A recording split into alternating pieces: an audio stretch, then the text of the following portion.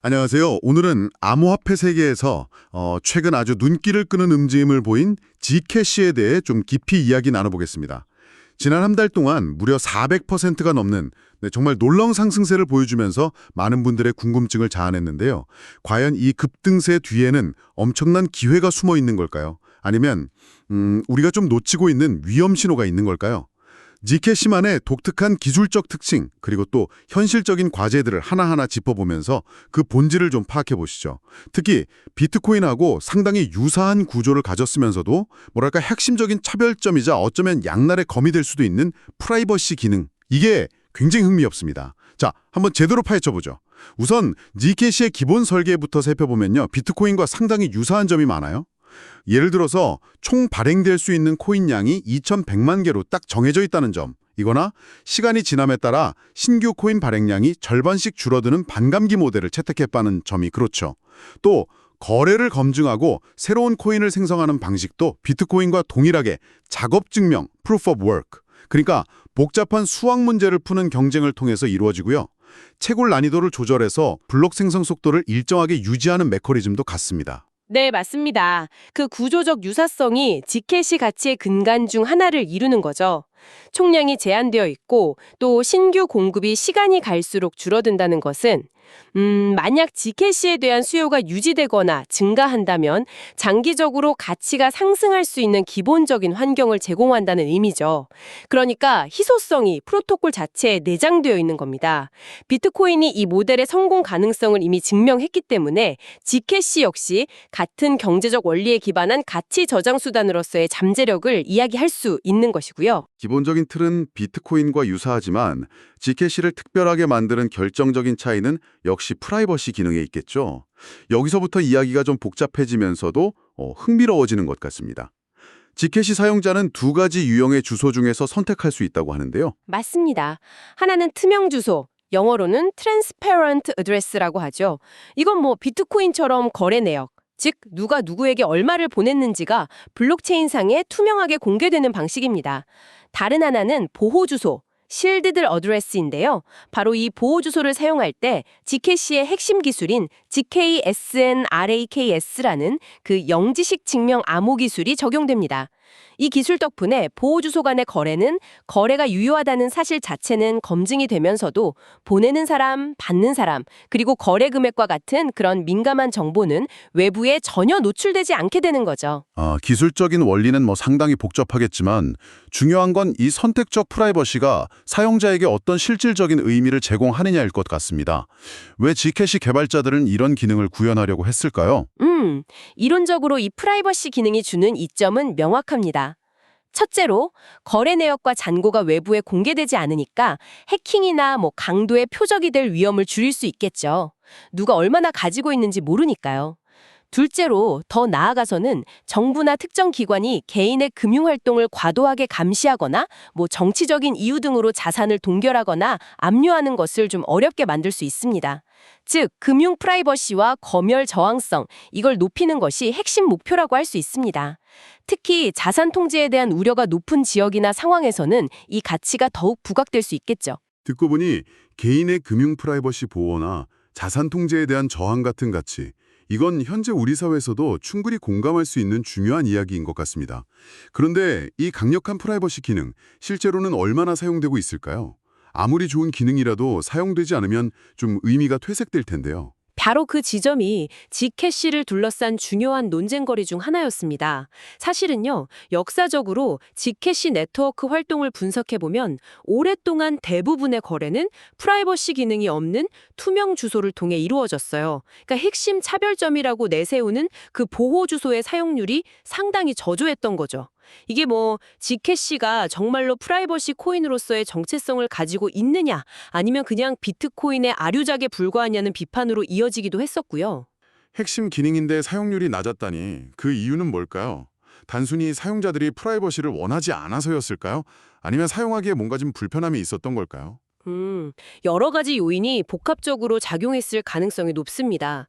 초기에는 보호 주소를 사용하는 것이 기술적으로 조금 더 복잡하거나 또 지원하는 지갑이나 서비스가 좀 제한적이었을 수 있습니다. 또한 네트워크 효과 측면에서 이미 많은 사용자들이 투명 주소를 사용하고 있다면 새로 참여하는 사용자도 그냥 투명 주소를 선택하는 경향이 있었을 수도 있었고요. 혹은 프라이버시에 대한 필요성을 크게 느끼지 못하는 사용자들도 많았을 수 있습니다. 하지만 최근 들어서 주목할 만한 변화가 감지되고 있습니다. 어떤 변화인가요? 지난 10월 기준으로요, 프라이버시 기능이 적용된 보호 주소풀, 불실데드 풀에 예치된 G캐시의 양이 450만 개를 넘어섰습니다. 이게 전체 유통되고 있는 G캐시의 약 25%, 그러니까 4분의 1에 해당하는 규모거든요. 과거에 비하면 상당히 의미 있는 증가세이고 프라이버시 기능에 대한 수요나 활용도가 높아지고 있다는 긍정적인 신호로 해석될 수 있습니다. 25%면 무시할 수 없는 수치네요. 뭔가 사용자들의 인식이나 아니면 사용 환경의 변화가 생기고 있다는 뜻일 수도 있겠습니다. 분명히 그렇습니다. 하지만 동시에 나머지 75%, 즉 4분의 3에 해당하는 G캐시는 여전히 투명 주소를 통해 거래되고 있다는 사실도 간과해서는 안 됩니다. 아직은 프라이버시 기능이 G캐시 네트워크의 주류 사용 방식이라고 말하기는 좀 어렵다는 거죠. 이 25%라는 수치가 앞으로 계속해서 증가 추세를 보일지 아니면 특정 수준에서 정체될지가 G캐시의 미래를 가늠하는 중요한 지표 중 하나가 될 것입니다. 프라이버시 기능이 G캐시의 핵심 매력이자 정체성인데 바로 이 점 때문에 G캐시는 좀 심각한 도전에 직면하게 됩니다. 아이러니하게도 말이죠. 바로 규제 당국의 그 곱지 않은 시선입니다. 거래 내역 추적이 어렵다는 특징 때문에 자금 세탁이나 테러 자금 조달 같은 불법적인 활동에 악용될 수 있다는 우려가 끊이지 않는 거죠. 네, 이것이 G캐시가 넘어야 할 가장 높은 허들 중 하나입니다. 특히 주요국들의 규제 움직임이 점점 더 구체화되고 있다는 점이 부담인데요. 예를 들어서 유럽연합, EU에서는 미카라는 포괄적인 암호화폐 규제 법안과 더불어 강화된 자금 세탁 방지 AML 규정을 준비 중인데요. 2027년 발효를 목표로 하는 이 규정들 중에는 암호화폐 서비스 제공업체, 그러니까 거래소나 지갑업체 같은 곳들이 G캐시와 같은 프라이버시 강화 코인이나 익명성이 보장되는 계정 서비스를 취급하는 것을 금지하는 내용이 포함될 가능성이 매우 높습니다. 서비스 제공 업체들이 취급을 못하게 된다면 일반 사용자들이 G캐시를 사고 팔거나 보관하는 것 자체가 극도로 어려워지는 것 아닌가요? 정확합니다. 이건 단순히 이론적인 우려가 아니라 이미 현실에서 나타나고 있는 문제입니다. 올해 초에 세계적인 암호화폐 거래소 중 하나인 OKX가 규제 준수 요건을 이유로 들면서 G캐시를 포함한 다수의 프라이버시 코인을 상장 폐지하겠다고 발표했죠. 이 사건은 이미 시장에 어느 정도 자리를 잡고 거래되던 코인이라 할지라도 규제 환경의 변화라는 외부 요인에 의해서 얼마나 쉽게 접근성이 위축될 수 있는지를 명확하게 보여주는 사례입니다. OKX 같은 대형 거래소에서 상장 폐지된다면 다른 거래소들도 영향을 받을 수 있겠네요. 투자자 입장에서는 거래할 수 있는 곳이 줄어들고 또 신규 자금 유입도 막히면서 가격에도 좀 부정적인 영향을 미칠 수밖에 없겠고요. 그렇습니다. 자금이 유입되고 유동성이 공급되는 통로인 거래소에서의 접근성이 줄어들면 해당 코인의 대중적인 세택은 더욱 어려워지고 시장에서 공정한 가격을 형성하는 메커니즘 자체가 손상될 수 있습니다. 이건 장기 보유를 계획하는 투자자에게도 결코 좋은 소식이 아니죠.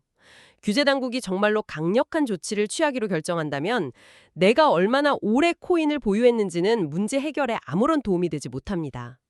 이 프라이버시와 규제 사이의 팽팽한 줄다리기, 이게 비단 G캐시만의 숙제가 아니라 사실상 전체 암호화폐 산업이 어떻게 주류 사회와 공존할 것인가에 대한 근본적인 질문과 맞닿아 있다고 볼 수 있습니다. 규제 문제 외에도 재테크캐시는 또 치열한 경쟁 환경에 놓여 있습니다.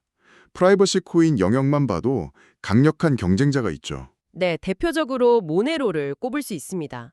모네로는 G캐시와 달리 선택적 프라이버시가 아니라 기본적으로 모든 거래 내역을 비공개로 처리하는 방식을 사용합니다. 따라서 프라이버시 자체의 강도만 놓고 보면 모네로가 더 강력하다고 평가받기도 하며 익명성에 대한 요구가 더 높은 사용자들에게 어필할 수 있죠. 하지만 바로 그 점 때문에 모네로 역시 G캐시와 동일하게, 아니 어쩌면 더 심각하게 규제 압박과 상장 폐지 위험에 직면해 있습니다. 실제로 바이낸스 같은 주요 거래소에서 상장 폐지되기도 했고요. 프라이버시 코인 경쟁자도 만만치 않은데 사실 더 큰 경쟁자는 따로 있지 않습니까? 암호화폐 시장 전체를 놓고 보면 말이죠. 물론입니다. 바로 비트코인이죠. 비트코인은 최초의 암호화폐로서 디지털금이라는 강력한 브랜드 내러티브를 구축했고 시장의 기준점이자 가치 저장 수단으로서의 지위를 확고히 다졌습니다. 기관 투자자들의 관심과 실제 투자도 대부분 비트코인에 집중되어 있고요. 시장 전반의 이야기 흐름을 주도하는 능력이나 네트워크 효과, 인지도 측면에서 제트캐시와는 비교하기 어려울 정도로 압도적인 위치에 있습니다. 제트캐시가 아무리 기술적으로 흥미로운 기능을 가졌다고 해도 이 거대한 비트코인의 그림자를 넘어서는 것은 매우 어려운 과제입니다. 정리해보면 제트캐시는 비트코인과 유사한 희소성 모델에 선택적 프라이버시라는 독특한 기술적 가치를 더하려고 시도했지만 현실에서는 그 프라이버시 기능의 활용도가 기대만큼 높지 않았고 설상가상으로 그 기능 때문에 강력한 규제 역풍을 맞고 있으며 시장에서는 이미 강력한 경쟁자들이 버티고 있는 상황이군요. 네, 그렇게 요약할 수 있겠습니다. 제트캐시가 가진 선택적 프라이버시와 비트코인과 유사한 희소성 모델의 조합. 이건 분명 지적으로 흥미로운 컨셉입니다. 하지만 시장 인지도, 유통망, 규제 환경, 경쟁 구도 등 현실적인 측면을 고려하면 제트캐시가 넘어야 할 산이 매우 많다는 것을 알 수 있죠. 따라서 최근 제트캐시의 가격 급등은 비트코인의 희소성 플러스 프라이버시 강화라는 제트캐시의 핵심 내러티브가 과연 시장 참여자들에게 얼마나 설득력 있게 받아들여지고 지속될 수 있을지를 시험하는 과정, 이렇게 해석하는 것이 좀 더 신중한 접근일 것입니다. 그렇다면 이 모든 상황을 종합적으로 고려했을 때 맨 처음 던졌던 질문으로 돌아가 보겠습니다. 최근의 급등세에도 불구하고 혹은 그 급등세 때문에라도 지금 제트캐시에 투자하는 것이 현명한 선택일까요? 지금 사야 할 코인이라고 할 수 있을까요? 대부분의 일반적인 투자자분들께는 현재로서는 아니오라고 답하는 것이 더 책임감 있는 조언일 것 같습니다. 물론 투자의 세계에 절대적인 정답은 없죠. 매우 높은 변동성과 위험을 감수할 용의가 있고 또 G캐시의 기술적 가치와 프라이버시의 중요성에 대해 강한 신념을 가진 그런 공격적인 성향의 투자자라면 포트폴리오의 일부로 고려해 볼 수도 있겠습니다. 그리고 만약 장기적으로 규제 환경이 G캐시에 우호적으로 변하거나 보호주소 사용률이 획기적으로 증가하는 등 펀더멘탈 개선이 또렷하게 나타난다면 그때는 더 넓은 범위의 투자자들에게도 매력적인 투자 기회가 될 수 있는 잠재력은 분명히 가지고 있습니다. 하지만 지금 당장 뛰어들기에는 위험 요인이 너무 많다는 말씀이시군요. 특히 단기간에 가격이 너무 많이 오른 점도 좀 부담스럽고요. 그렇습니다. 특히 지난 한 달간 400% 이상 급등했다는 것은 단기적으로 과열되었을 가능성을 배제할 수 없죠. 가격이 급등했다는 사실 자체가 추가 상승을 보장하지는 않으니까요. 오히려 조정의 빌미가 될 수도 있습니다. 따라서 섣불리 추격 매시에 나서기보다는 앞으로 규제 환경이 어떻게 전개될지, 그리고 프라이버시 기능 채택률이 실제로 지속적인 증가세를 보이는지 등을 좀 더 시간을 가지고 지켜보는 것이 현명한 전략일 수 있습니다. 만약 언젠가 규제의 불확실성이라는 먹구름에 거치고 시장 상황이 좀 더 명확해진다면 그때 가서 G캐시 투자를 다시 검토해도 결코 늦지 않을 것입니다. 지금 당장 포모, 즉 놓치는 것에 대한 두려움 때문에 조급하게 결정할 필요는 없어 보입니다. 잘 알겠습니다. G캐시는 비트코인과 유사한 희소성이라는 탄탄한 기반 위에 선택적 프라이버시라는 매우 강력하고 독특한 기술적 시도를 더한 흥미로운 프로젝트임에는 틀림없습니다. 하지만 동시에 바로 그 프라이버시 기능 때문에 풀기어야한 규제라는 숙제를 안고 있고 비트코인이라는 거대한 산과 모네로 같은 직접적인 경쟁자들과도 힘겨운 싸움을 벌여야 하는 복잡한 상황에 놓여 있군요. 최근의 인상적인 가격 퍼포먼스에도 불구하고 투자 결정에는 신중한 접근과 깊은 고민이 필요해 보입니다. 오늘 G캐시의 여러 측면을 깊이 살펴보면서 마지막으로 한 가지 생각해 볼 만한 질문을 던지고 싶습니다. 여러분은 앞으로 암호화폐가 일상생활에 더 깊숙이 들어오고 주류 기술로 인정받는 과정에서 G캐시가 추구하는 것과 같은 강력한 개인정보 보호 기술이 필수적인 요소라고 생각하시나요? 아니면 금융 시스템의 투명성과 안정성을 위해 규제를 철저히 준수하는 것이 더 중요하다고 보시나요? 이 프라이버시 강화라는 가치와 규제 준수라는 현실적인 요구 사이에서 어떻게 균형점을 찾아 나갈 것인가? 이것이 앞으로 G캐시뿐만 아니라 프라이버시를 강조하는 다른 여러 암호화폐들의 운명을 결정짓는 핵심적인 질문이 될 것입니다. 어쩌면 암호화폐 산업 전체의 미래 방향을 가늠하는 중요한 잣대가 될 수도 있겠죠. 개인정보 보호와 규제 준수, 정말 어려운 균형 문제입니다. 오늘 저희와 함께 GKC의 흥미로우면서도 또 복잡다단한 세계를 탐험해 주셔서 감사합니다. 다음에도 여러분의 지적 호기심을 채워드릴 흥미로운 주제로 다시 찾아뵙겠습니다.